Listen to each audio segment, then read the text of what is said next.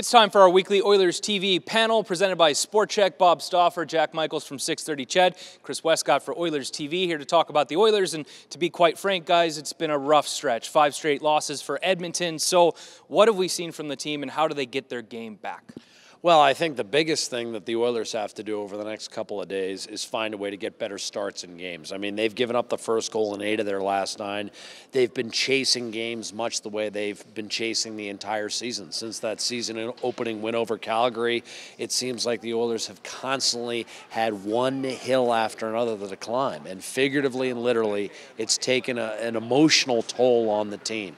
And so I think a better start, absolutely imperative against an Arizona club that has started to find its game. 4-0-1 in its last 5. Another team that's not going to the postseason. But the Coyotes have found a way to remain competitive. And since January 1, they've been one of the better teams in the league.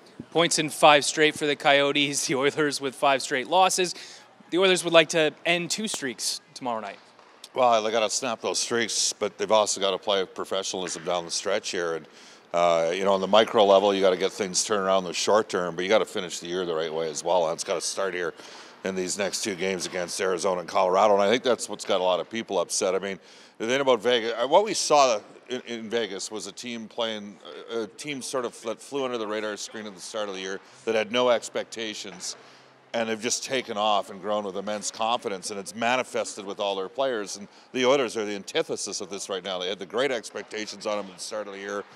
And I was just as guilty as a lot of other people that thought, you know, this was going to be easily a playoff-bound team, and I thought they'd win the Pacific Division. And clearly that's not going to come to fruition now. So, you know, the Oilers aren't playing with a great degree of confidence. Shows with the starts. They got to get her turned around here. They got to get some guys going up front and have some fun too.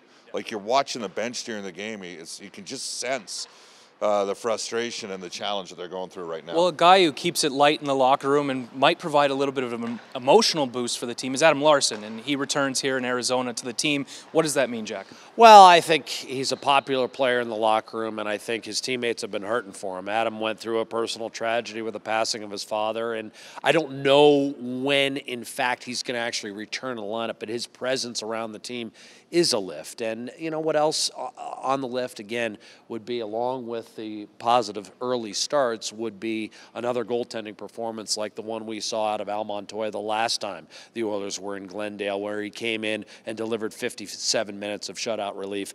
Edmonton over the weekend, in order to beat Arizona and in order to beat a Colorado club that's won 10 in a row at home, they're going to need to have the better goaltender on both of those days. Yeah, Bob, what's the challenge in back-to-back afternoon games? The players get out of their routine, and, you know, it's just kind of a weird scheduling aberration. Well, traditionally, when I think of afternoon games, I think the Oilers going out east and playing some older, more experienced teams that are used to playing in that environment more.